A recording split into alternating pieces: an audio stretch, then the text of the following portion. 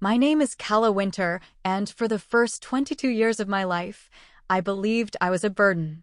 Not in a dramatic, please pity me way, but in a quiet, bone-deep, matter-of-fact way, like knowing the sky is blue or that winters in our small town are long and gray. I was the expensive child, the one whose needs always seemed to arise at the most inconvenient times. The money always disappeared, every summer job paycheck, every birthday card with a crisp bill tucked inside, every scholarship meant to ease my path. All of it vanished into the black hole of my parents' family expenses, a nebulous fund I was told was perpetually on the brink of collapse. I learned to live small, to apologize for needing new shoes, to work double shifts between classes while my stomach growled with a familiar, hollow ache. I learned that my existence came with a price tag, one my family was struggling to pay. Until that moment at my graduation dinner when my grandmother's innocent question shattered everything. Hope the $1,500 I've been sending you monthly helped, sweetheart. The silence that followed was a physical presence, thick and suffocating. The pallor that washed over my parents' faces said everything words could not. In that single, suspended moment, the entire architecture of my life collapsed. For 4 years, I had been the bank, not the burden. The quiet fury that ignited in my grandmother's eyes was not for a debt of money, but a debt of dignity, of trust, of love. And as I looked at her, I understood that some betrayals can't be forgiven. Some debts must be paid, not in currency, but in the currency of truth. I smoothed down the front of my graduation gown for what felt like the 100th time, my reflection in the hallway mirror a stranger in a rented black robe. For years of late nights fueled by cheap coffee, of ramen dinners and scholarships I'd fought tooth and nail for, had led to this. From the dining room, my mother's performative hostess laugh floated down the hall, a sound as familiar and artificial as the silk flowers on the mantelpiece. Kala, sweetheart. Everyone's waiting, my mother's voice trilled, a sugary tone she reserved for company. Taking a deep breath, I stepped into the room. Our modest home had been transformed. Fresh flowers I knew we couldn't afford stood in tall vases. The good china was laid out on the table, and a garish "Congratulations, graduate" banner hung crookedly above the fireplace. My father, Porter, poured wine, engaging my uncle in a self-important monologue about property values. My mother, Elaine, fluttered between guests with a practiced grace, her pearl earrings catching the light. And then there was Grandma Vivian. Unlike the others, she rose the moment I entered, her eyes bright with a pride so genuine it was almost painful to behold.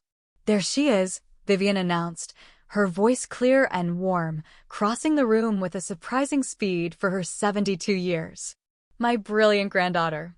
Her embrace was different from my mother's perfunctory, air-filled hugs. It was solid and real.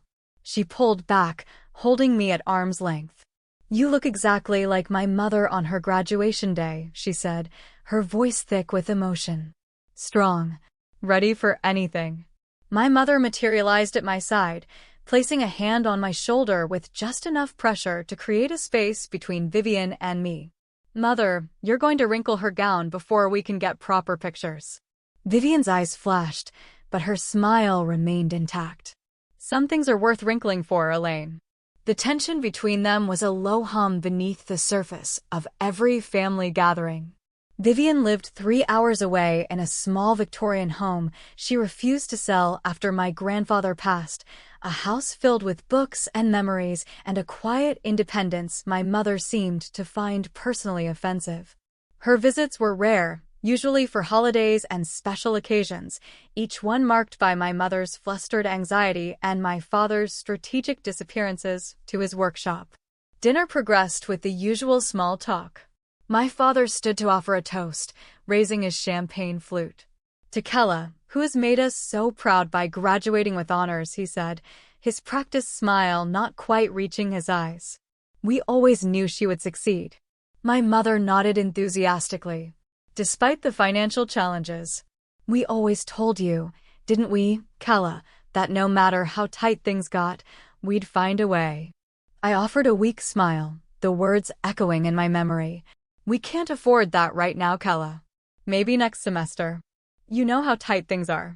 It had been the soundtrack to my college years, the reason I worked 2 jobs while carrying a full course load, the explanation for why I couldn't afford therapy when panic attacks started during sophomore year, why I wore the same 3 sweaters in rotation until the cuffs began to fray.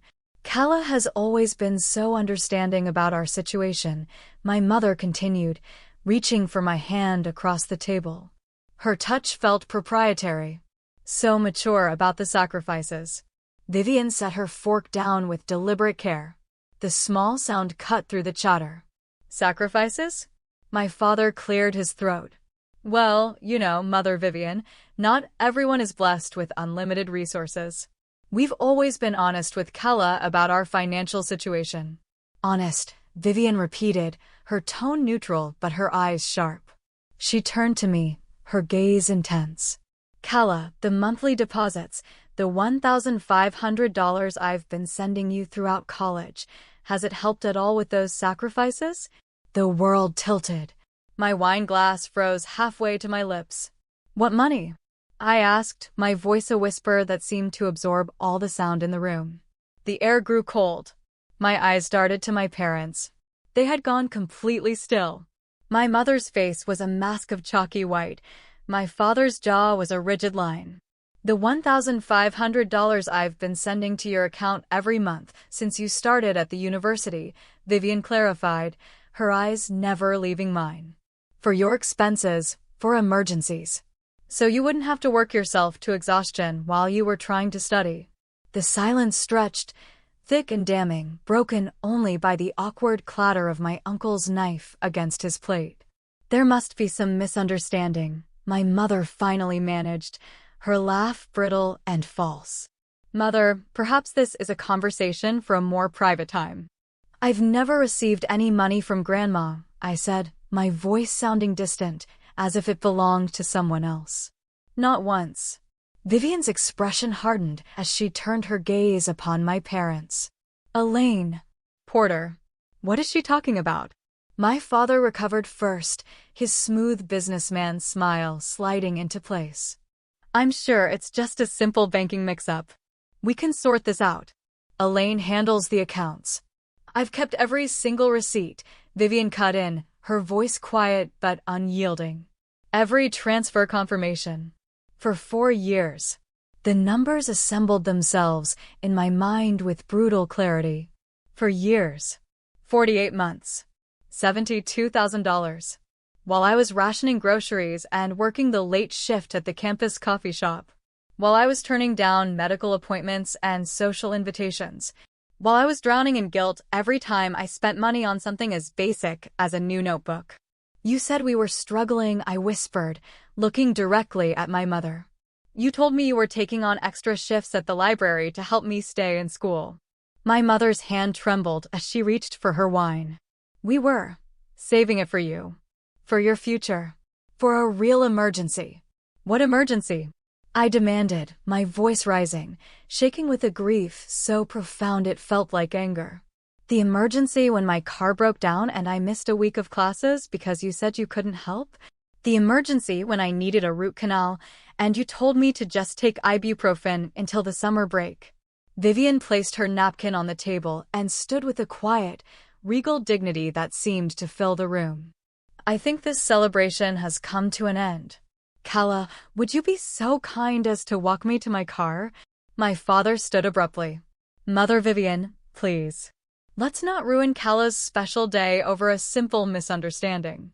It is not a misunderstanding, Vivian replied, her voice cold as ice. And the only people ruining anything in this room are you and my daughter. She turned to me, her expression softening. Kella, I'll be at the Parkside Hotel downtown. Room 312. Come and see me when you're ready to talk. As she walked out, the silence she left in her wake was deafening. My cousins stared at her plate. My uncle muttered something about family matters as my aunt gathered their things to leave. I remained frozen, watching the carefully constructed facade of my family disintegrate around me, suddenly aware that everything I thought I knew about my life, about my parents' love, was built on AF.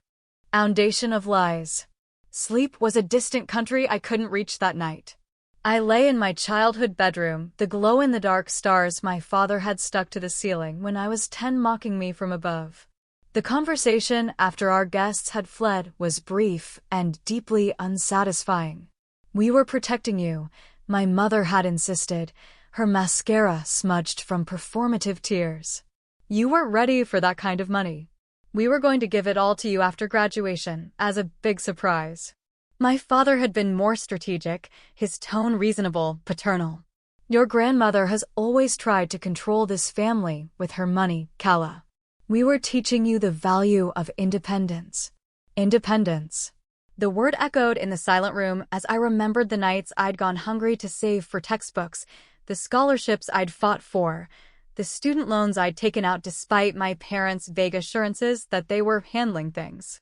By dawn, I was cross-legged on my bed, surrounded by old journals and birthday cards. I was searching for clues, for a breadcrumb trail I had missed. The patterns were there, hiding in plain sight.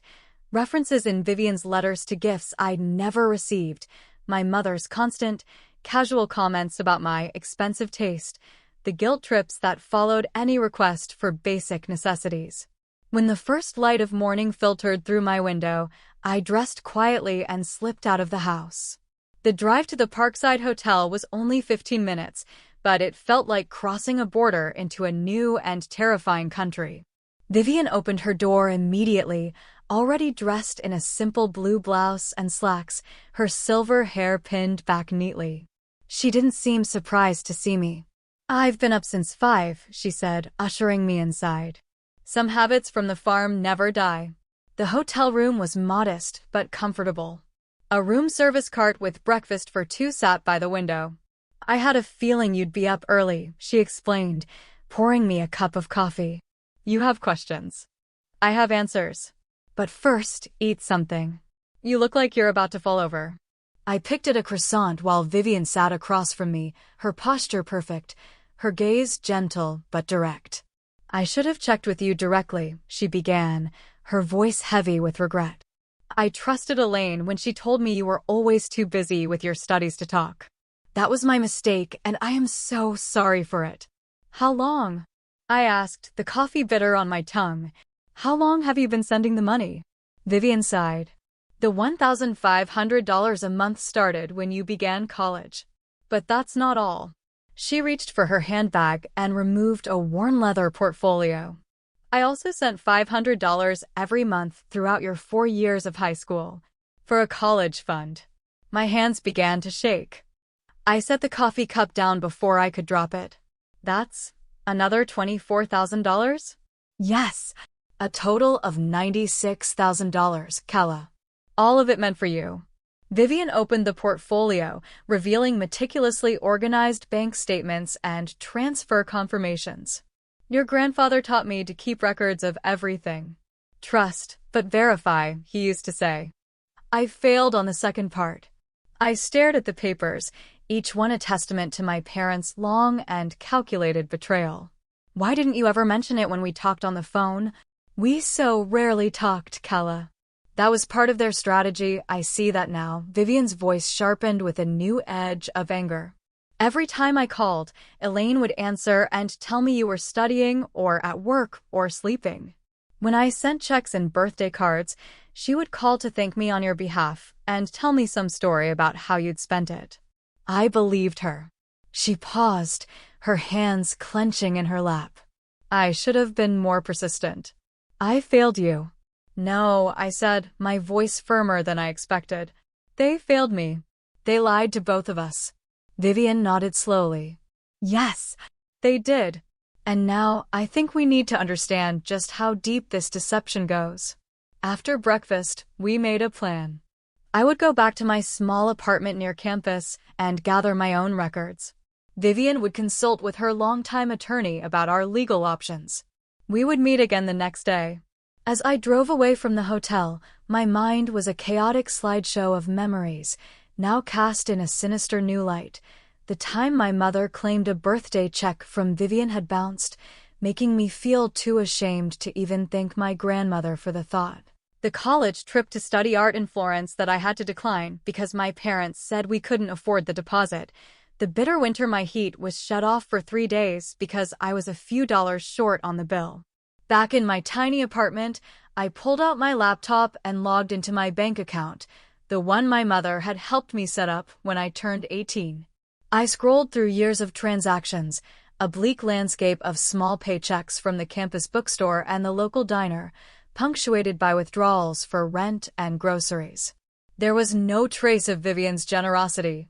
With trembling hands, I called the bank. I need to know if there are any other accounts open that are associated with my social security number, I said, my voice tight after verifying my identity. Let me see here, the representative said politely. Yes, I see 3 accounts. You have the checking and savings that you're currently viewing online, and there is also a joint custodial account opened within Elaine Winter. My stomach plunged. I never opened a joint account with my mother. According to our records, ma'am, the paperwork was completed when you were 17 years of age. Your mother was listed as the custodian with full signatory authority. I ended the call and immediately sent a text to my cousin, Miran. We had been inseparable as children, but had drifted apart in recent years, a distance I now suspected my parents had actively engineered. Need to talk. It's important. About money and our family. Her response came within minutes. Finally figured it out, have you? Call me. Miran's voice was wry, tinged with a sadness I hadn't understood before. I wondered how long it would take, she said without preamble. Aunt Elaine and Uncle Porter did the same thing with the college fund Grandpa left for me. They managed it for me until there was nothing left to manage. Why didn't you ever tell me? I asked, a fresh wave of hurt crashing over me. I tried. Once. When we were 16, she said, her voice flat. You defended them so fiercely. Told me I was just jealous. After that, Aunt Elaine told everyone I was a liar and a troublemaker. My parents wouldn't let me spend time with you unsupervised after that. Said I was a bad influence. The conversation with Miran opened another wound. The dawning horror that my isolation wasn't an accident. It was a strategy. Friends who had drifted away after meeting my parents, relatives who stopped inviting me to family events, the subtle ways my mother had criticized anyone who seemed to get too close to me. It was all part of the plan. That evening, Vivian forwarded me an email. It was a notarized letter from her bank, confirming every single transfer made to the joint account in my name over the past 8 years. A total of $96,000. The evidence was irrefutable. The next morning, I drove to my parents' house, a new and unfamiliar resolve hardening my spine. My mother answered the door in her bathrobe, feigning a sleepy surprise. Kella, we were so worried when you didn't come home. Come in, I'll make some coffee. My father sat at the kitchen table, reading the newspaper as if it were any other day. He lowered it slightly as I entered, his expression carefully neutral. I know about the joint account, I said, my voice devoid of emotion. I know you forged my signature when I was 17. My mother's hand stilled on the coffee pot. That's a very serious accusation, Kella. It's not an accusation. It's a fact.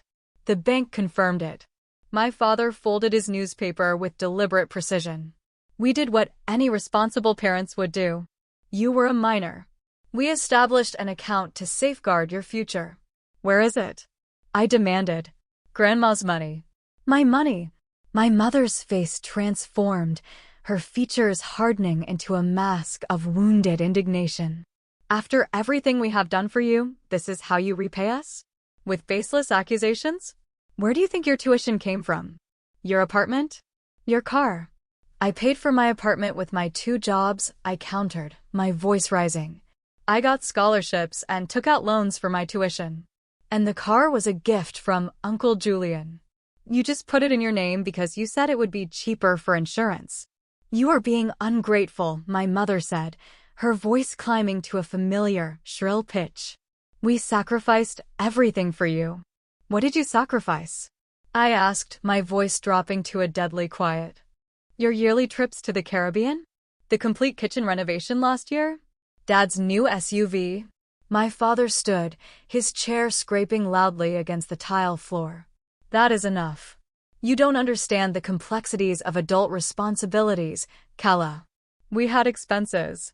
We made investments on the family's behalf. Stop lying. I shouted, the force of my own voice surprising me. Just stop. I have the bank records. I have Grandma's notarized statements. I know exactly what you did. My mother's face crumpled into tears, the same tactical performance I'd seen 1,000 times, designed to end any difficult conversation and cast her as the victim. How can you do this to us? After everything we've done? You're breaking my heart. For the first time in my life, I saw the tears for what they were, a weapon. I saw the manipulation, the way she had always twisted every situation to make herself the one who needed comforting. How many times had I apologized to her when I was the one who had been wronged? I am going to find out exactly where every single penny of that money went, I said, backing toward the door. And I'm going to make sure Grandma knows everything. My father's expression darkened. Don't you threaten us, Kala. We are still your parents. Not anymore, I whispered, the words burning my throat. Not like this. I left their house feeling both shattered and strangely, terrifyingly free. As I sat in my car, my phone buzzed with a text from Vivian. My attorney can see us at 2 p.m. today. I'll pick you up from your apartment. We will face this together. For the first time in years, I truly felt like I wasn't alone. The lawyer's office was in a restored historic building downtown, all warm wood paneling and the scent of old books. Mr. Harlow, Vivian's attorney for over 20 years, was a kind-faced man with silver-rimmed glasses and a calm, deliberate way of speaking that immediately put me at ease. What we're looking at here, he said, after reviewing our documents, his fingertips steepled, is a clear case of financial fraud and likely grand theft by conversion. The forgery of your signature on the joint account application when you were a minor is particularly egregious. Vivian sat beside me, her hand resting on my arm, a small, steady point of contact in a world that had become unmoored. The psychological component is equally, if not more, concerning, Mr. Harlow continued, looking at me with gentle eyes. What you're describing, the systematic isolation from supportive family members, the induced guilt, the constant narrative of scarcity, these are the classic hallmarks of financial abuse. The word abuse landed like a physical blow. I'd never thought to apply that term to my upbringing, despite the constant anxiety, the walking on eggshells, the crushing weight of guilt that had been my constant companion. Can we prove it in court? Vivian asked, her voice steady. With the documentation you've provided, we have an exceptionally strong case, Mr. Harlow confirmed. Bank records don't lie. Your notarized statements confirming the transfers and their intended purpose establish clear intent, Ms. Winter. Our next step will be to subpoena their financial records to trace exactly where the money went. That night, my parents began their counteroffensive. My phone lit up with a barrage of texts from my mother, sweet, conciliatory messages inviting me to dinner to work things out as a family without lawyers. My father left a voicemail, his tone grave and disappointed, speaking of family loyalty and the damage I was doing to their reputation. I showed the messages to Vivian, who had decided to extend her stay in town, renting a small furnished apartment downtown to be closer to me. Don't go alone, she warned. They'll surround you, manipulate the narrative. If you feel you must hear them out, I will go with you. The final crack in my old life came during a phone call with my boyfriend, Ree. We'd been dating for 8 months, and he was kind and stable, if a bit conventional. When I explained the full situation, his response left me feeling cold and utterly alone. Are you absolutely sure you want to go through with this, Kala? He'd asked, his voice hesitant. Legal battles with family, they get so messy. I mean, maybe they really were just trying to protect you, in their own misguided way. They stole nearly $100,000 from me, Ree, I said, a knot of disbelief tightening in my chest. They lied to me my entire life. I know, and that's awful, of course, he backpedaled quickly. I just wonder if it's worth all this drama. Families are complicated, you know. After we hung up, the silence in my small apartment was deafening. I was crying when Vivian called to check on me. Ree thinks I should just let it go, I explained, my voice thick with tears. He said it's not worth the drama. Vivian's voice was full of a sad, knowing compassion. When people show you who they are in a crisis, Kala, believe them. You are not fighting for drama. You are fighting for your own dignity. And you are not alone in this fight. The next day, armed with Vivian's unwavering support, I agreed to meet my parents. But it would be on my terms, at a neutral, public coffee shop, with Vivian present. My mother's face tightened when she saw my grandmother walk in with me, but she quickly recovered, reaching for me with her arms outstretched. Kala, sweetheart, we've been so worried. I stepped back, avoiding her embrace. I'm here to listen, I said simply.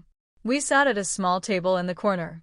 I placed my phone on the table between us, the screen clearly showing that the voice memo app was running. For my records, I explained. My mother's smile faltered. Is that really necessary? Yes, I said. Now, please explain where my money went. What followed was a masterclass in deflection and emotional blackmail. My father spoke of unforeseen expenses and shared family resources. My mother dabbed at her eyes with a napkin, speaking of her maternal concern and how worried she was that I was too naive to handle such a large sum of money. So you admit you took the money and put it in a joint account? I pressed, refusing to be sidetracked. We managed it for you, my father corrected, his composure beginning to fray. As any responsible parents would. Where is it now? My parents exchanged a panicked glance. There were investments that didn't pan out, my mother began vaguely. The market downturn. Vivian, who had been listening in stoic silence, finally spoke. What investments, Elaine? And you're legally obligated to provide an accounting for a custodial fund. Especially since you forged Kala's signature to gain access to it in the first place. My mother turned on Vivian, her mask of maternal grief slipping away to reveal the raw anger beneath.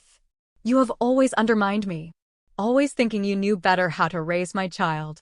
Well, look what your interference has done now. You've turned my own daughter against me. You did that all by yourself, Elaine, Vivian replied, her voice calm and level.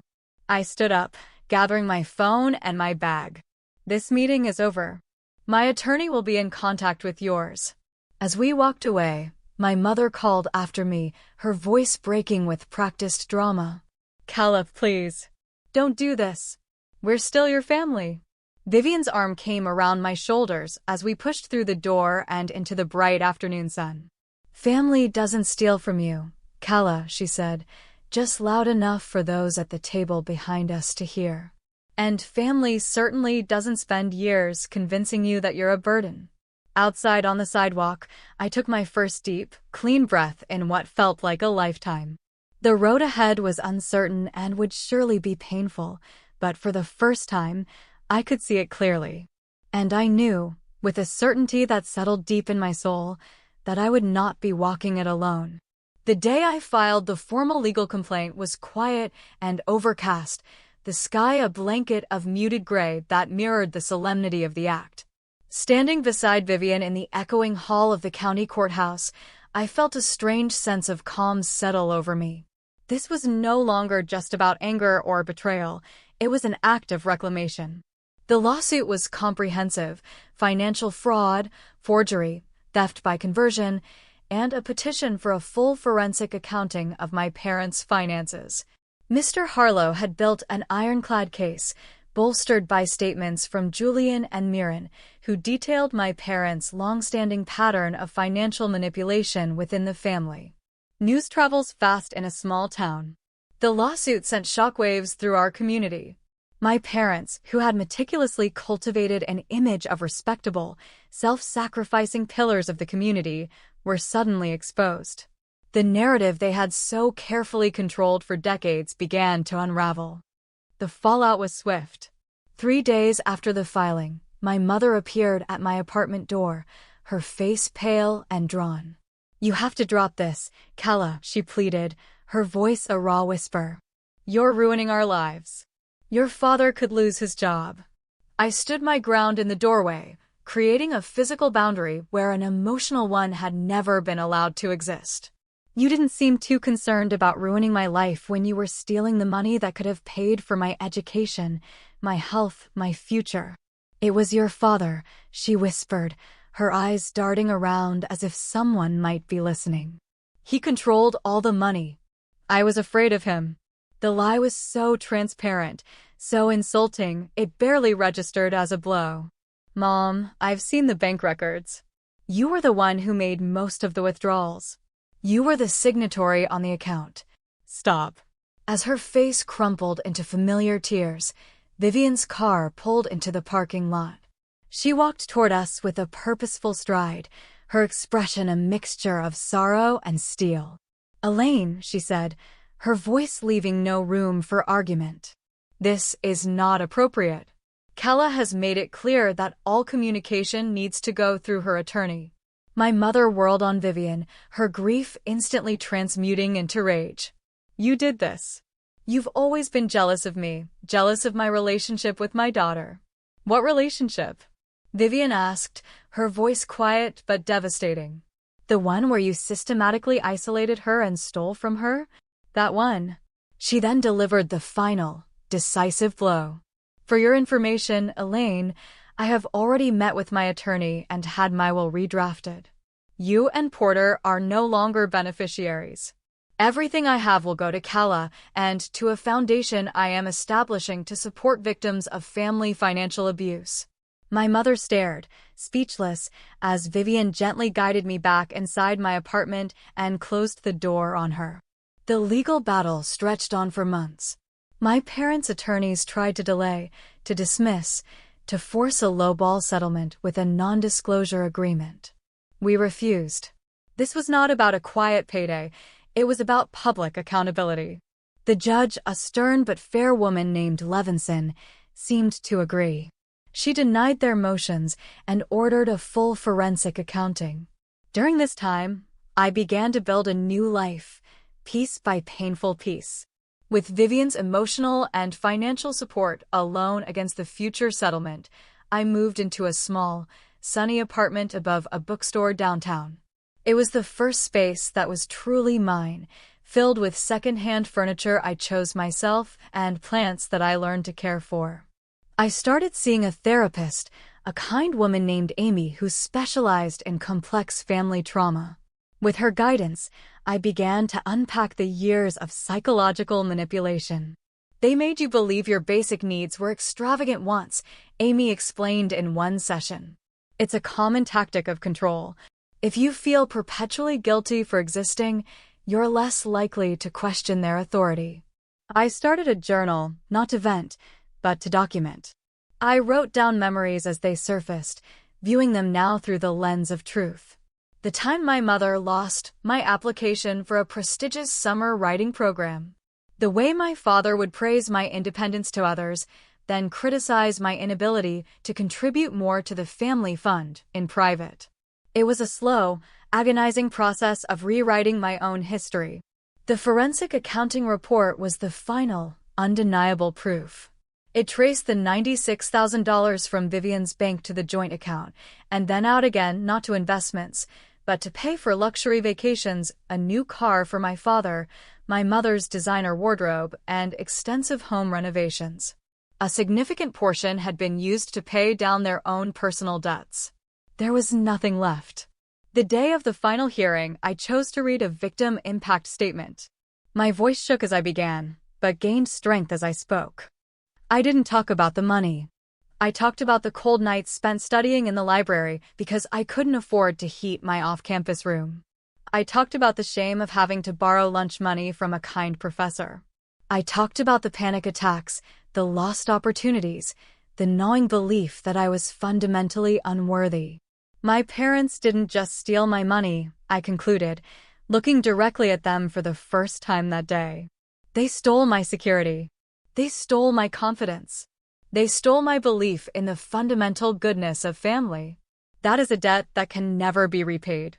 The judge ruled entirely in our favor, ordering the full repayment of the $96,000, plus punitive damages and all legal fees. But the true victory wasn't financial. It was the public validation of my truth.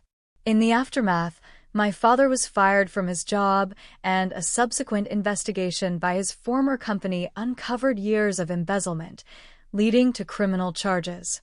My parents' marriage, built on a foundation of shared secrets and lies, crumbled under the weight of public disgrace. I never sought contact with them again. My mother sent a few rambling, self-pitying letters, which I gave to Vivian to read. We decided together that no response was the only response that would honor my healing. With part of the settlement money, I did something that felt like a final act of transformation. I worked with the university to establish the Vivian Trust for New Beginnings, a scholarship specifically for students experiencing family estrangement or financial hardship due to familial conflict. The first recipient was a young woman who had fled an abusive home with nothing but the clothes on her back.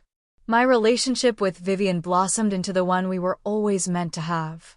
We spent holidays together at her cozy Victorian home, took a trip to Florence to see the art I had missed out on, and talked for hours, filling in the lost years.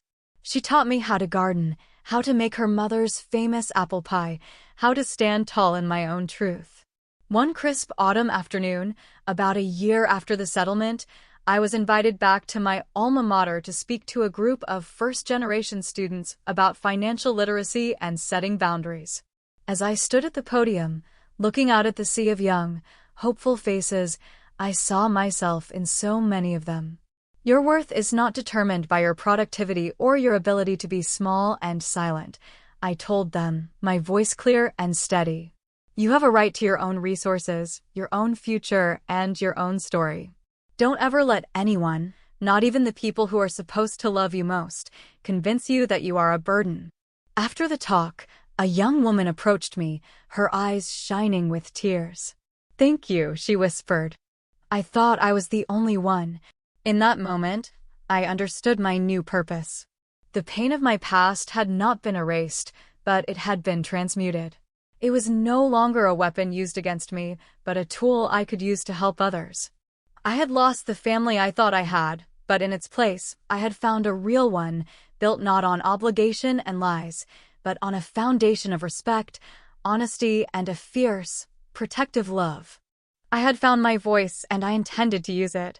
The journey from victim to advocate was not a straight line, but a winding path of healing and discovery. I started a blog, then a podcast called Inheriting Silence, where I shared my story and interviewed other survivors of financial abuse, therapists, and legal experts. It started small, a quiet corner of the internet, but it grew as more and more people found solace and validation in our shared experiences. One day, I received an email from a listener, a young man who had used the resources from my podcast to confront his parents about his own missing college fund. He wrote, "I don't know if I'll ever get the money back, but I got my self-respect back. And that's priceless." Reading his words, I sat back in the chair in my small, peaceful home office, a home I had bought with my own hard-earned money and the restitution I was owed. I looked out the window at the garden Vivian and I had planted together, now in full bloom. The money had always been the symbol, not the substance. The real inheritance was this: the strength to break the silence, the courage to build a life on my own terms, and the profound, healing joy of helping others do the same. The debt had been paid, not in dollars, but in dignity. And my account was finally, blessedly, full. What would you sacrifice to reclaim your stolen dignity? How far would you go to protect those you truly love?